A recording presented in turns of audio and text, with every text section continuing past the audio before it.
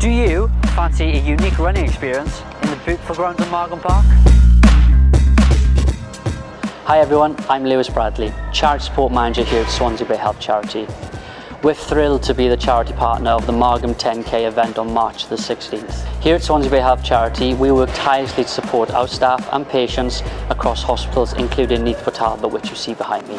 Your participation in the Margam 10K will help us fund crucial medical equipment, enhance staff and patient care, and support vital health board projects which go over and above core NHS funding.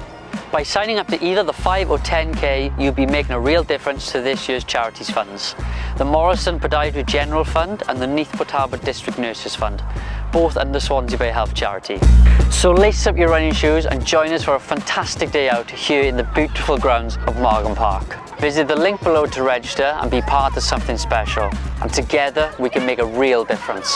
And finally, on behalf of Swansea Bay Health Charity and Swansea Bay University Health Board, we would like to thank the Mayor of Port Talbot for your support. See you on the 16th of March on the start line.